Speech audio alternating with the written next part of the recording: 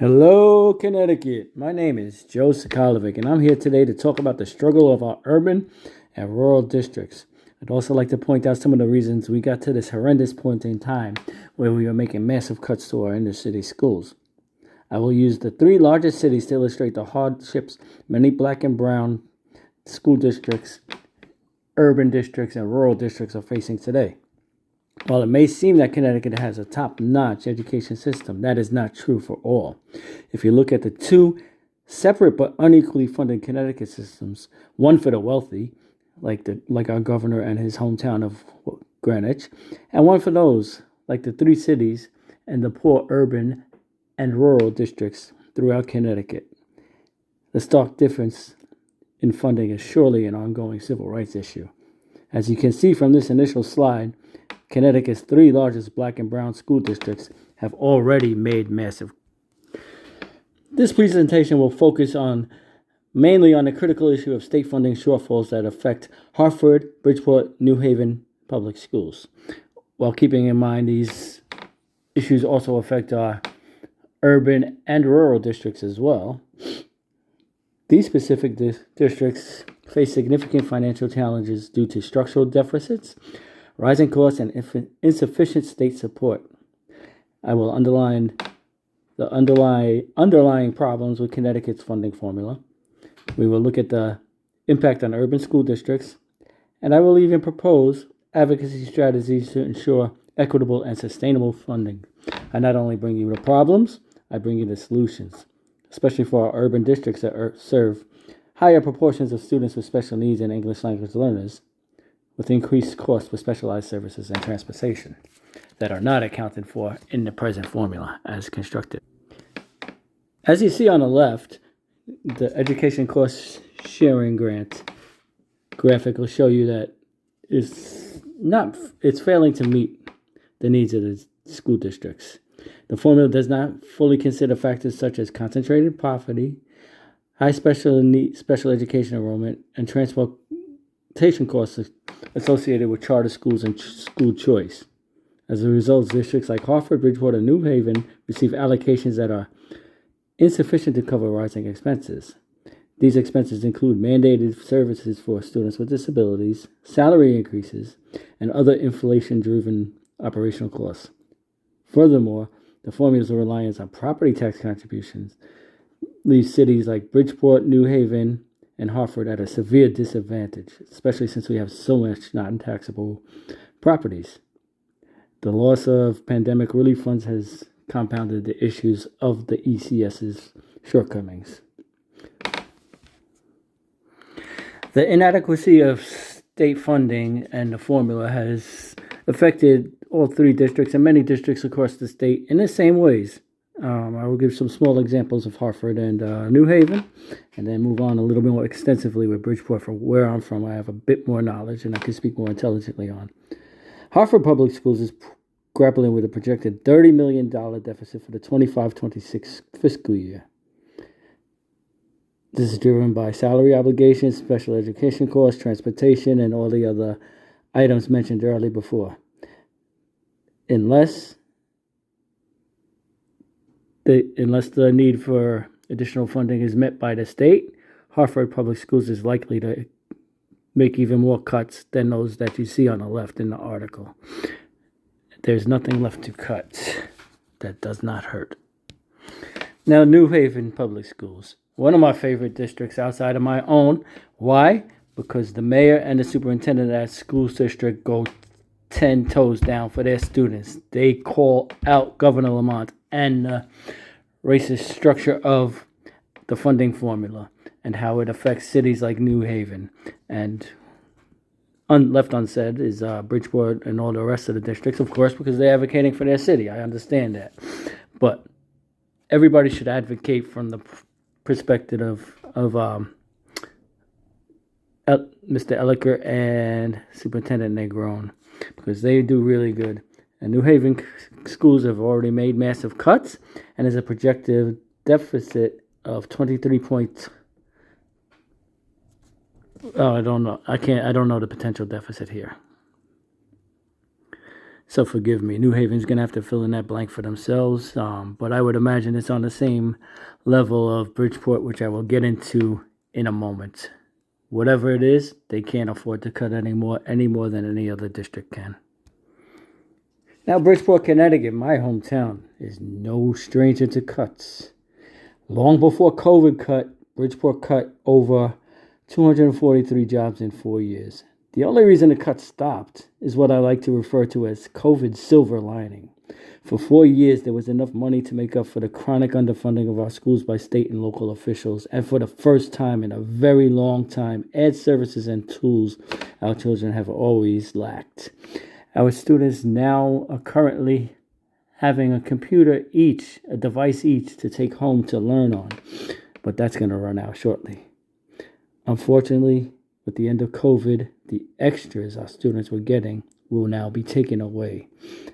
And once again, we will have to start cutting.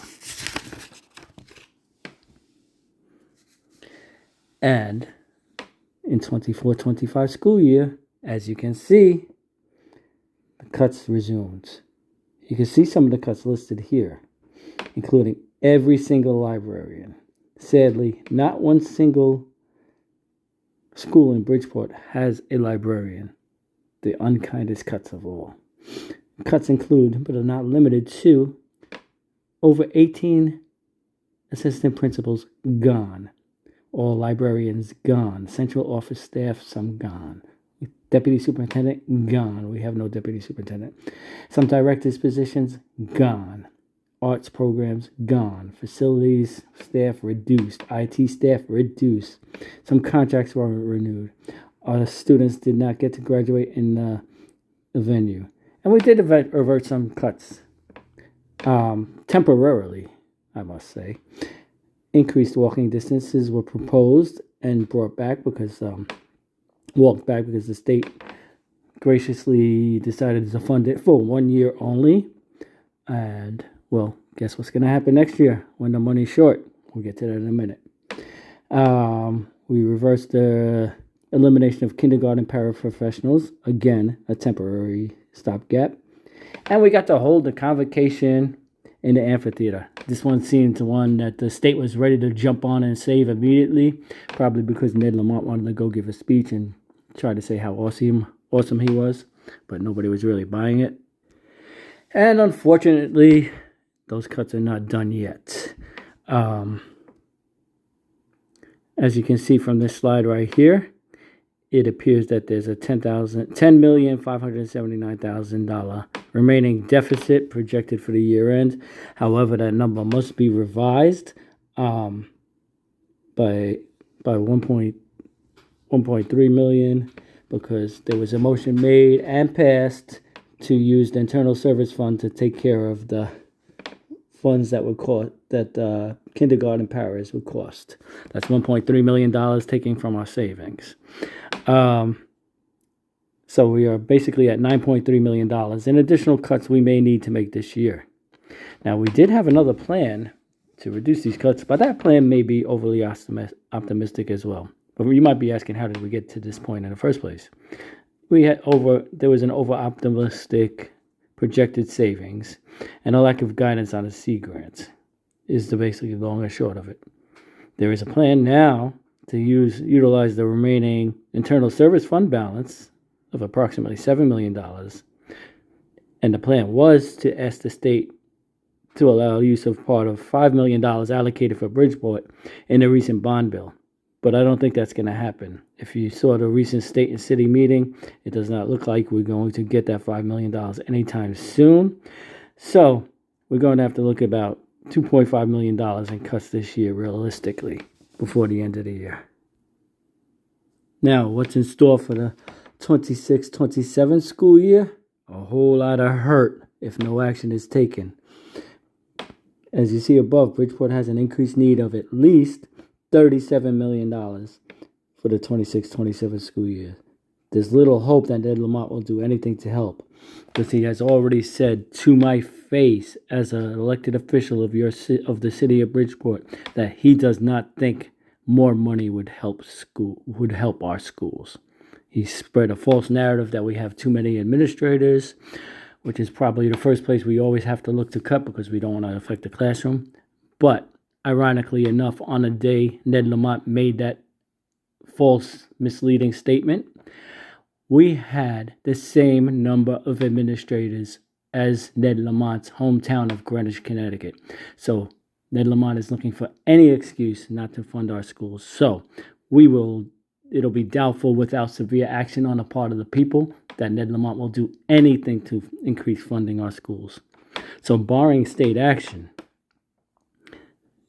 cuts will begin where they stopped last year, potentially beginning with increased walking distances and elimination of paraprofessionals.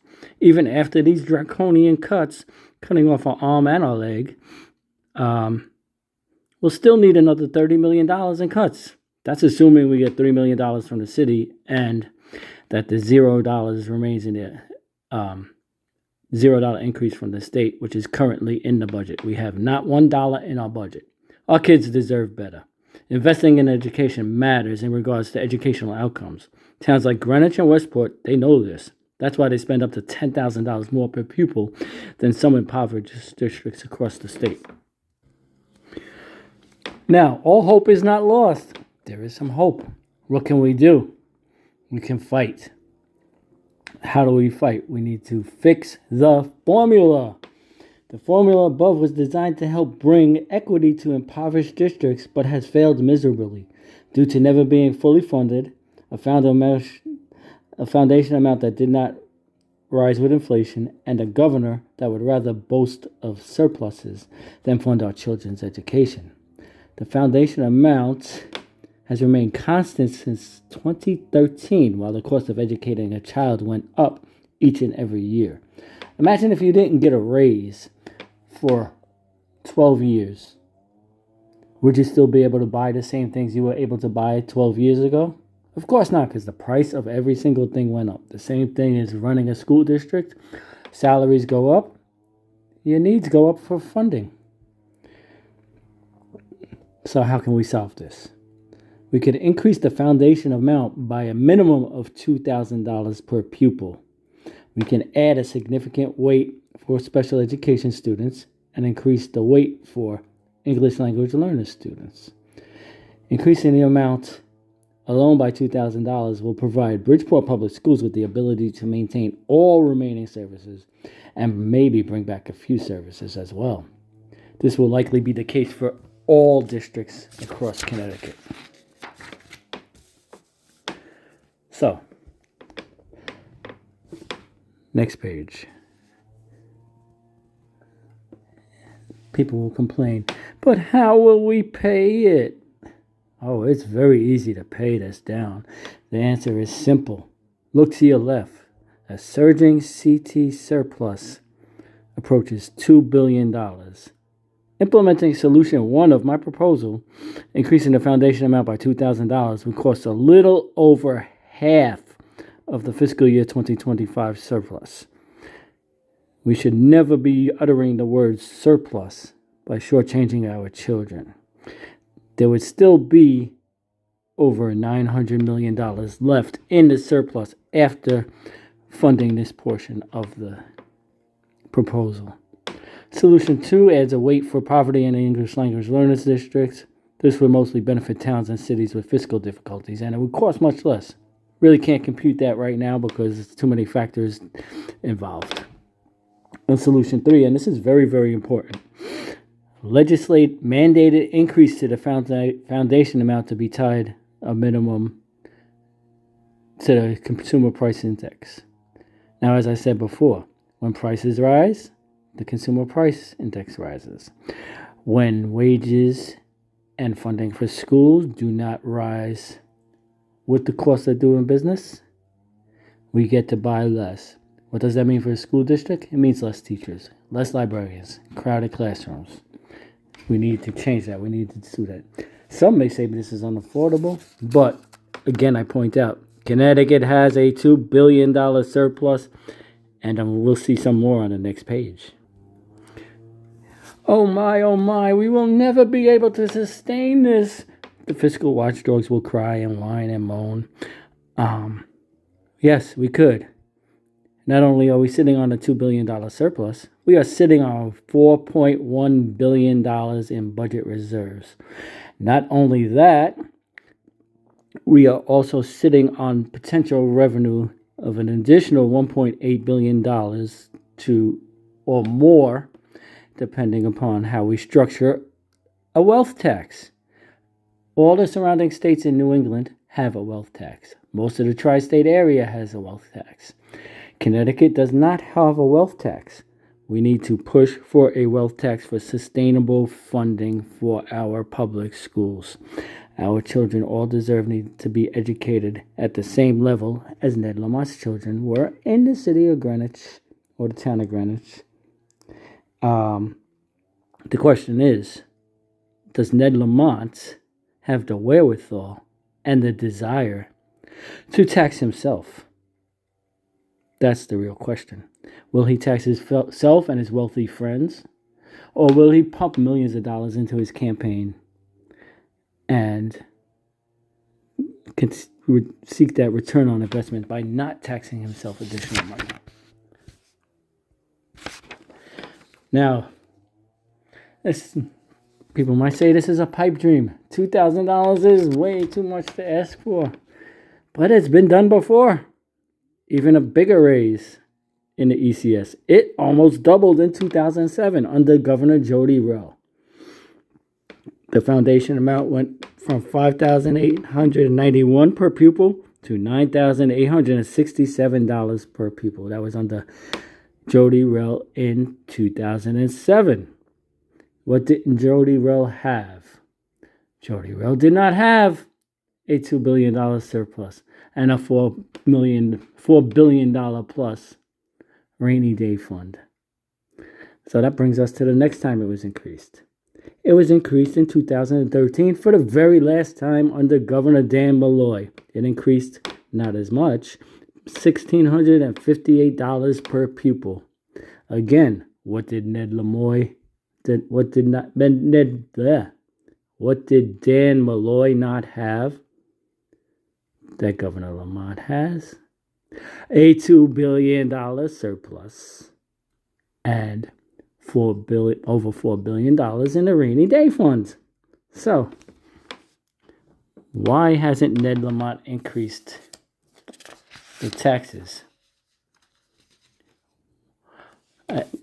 Why hasn't Ned Lamont increased the base rate of the formula, as did Jody Rell and Governor Rowland?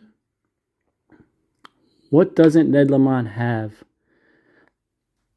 that both those governors have? The will for our children to succeed, the will to invest in our future. Governor Lamont does not have that because I don't think he wants to tax himself. So what's the takeaway of all of this? All advocates should be speaking with one voice and one message. Fix the formula. We need to expand our advocacy like never before. Ned Lamont is unlikely to yield without significant pressure. He's already trying to shift the narrative and usurp local control over the two largest districts in Connecticut rather than properly fund our schools. Education advocates, I implore you to amplify your voices. Educational equity is a civil right. Join your local NAACP and other advocacy groups you may not belong to yet. Share this PowerPoint and the necessary steps so that all are informed and empowered for the battle to come. Join a march. Testify at a budget hearing. Contact your state reps. Employ your local officials, mayors, and citizens to do the same and advocate with you.